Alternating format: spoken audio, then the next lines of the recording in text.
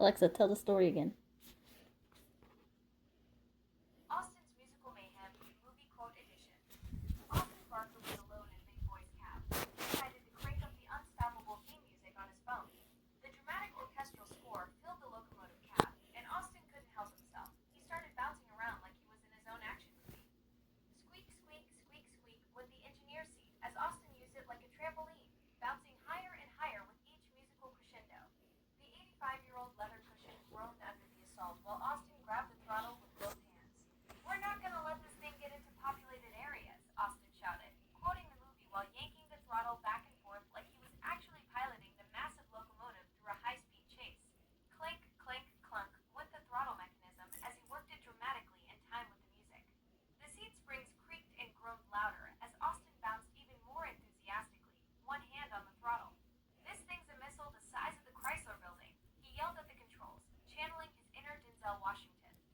Just as the music reached its climactic peak, and Austin gave the throttle one final dramatic pull while shouting, "We're gonna run this thing down," there was a loud crack. The engineer's seat frame snapped, followed by a metallic clang.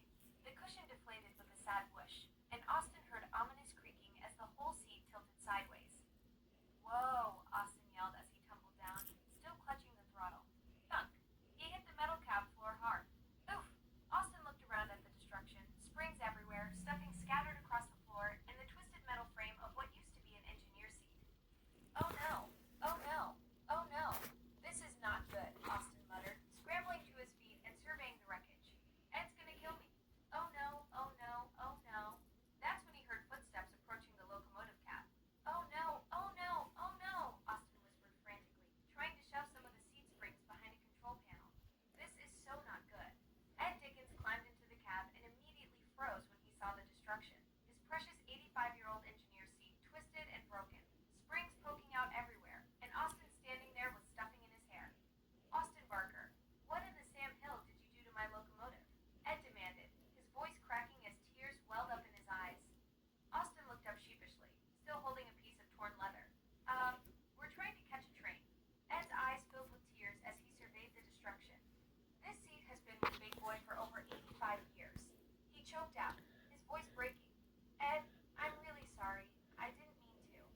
85 years, Austin," Ed wailed, now full-on sobbing over the broken springs and deflated cushioning. 85 years of railroad history, and you destroyed it with your movie soundtrack and throttle jockey antics." A single tear rolled down Ed's weathered cheek as he knelt beside the twisted metal frame. "My grandfather probably sat in this very seat when you worked the rails back in the day." Austin's face went even paler. Your your grandfather." "That's right," Ed said, his voice getting shakier. "Grandpa Dickens was an engineer on the Union Pacific back in the 1940s. He might have been one of the first engineers to break in this very seat when Big Boy was brand new." Ed picked up a piece of torn leather, cradling it like it was precious. "He used to tell me stories about sitting right here, feeling the power of this massive locomotive under his hands." "Ed, I had no idea." "He'd sit in this seat for 12-hour shifts, Austin." Ed's voice cracked again. "Through mountain passes, across the desert, hauling freight trains that stretched for miles. And you know what he never did? He never bounced on it like a trampoline while playing movie soundtracks."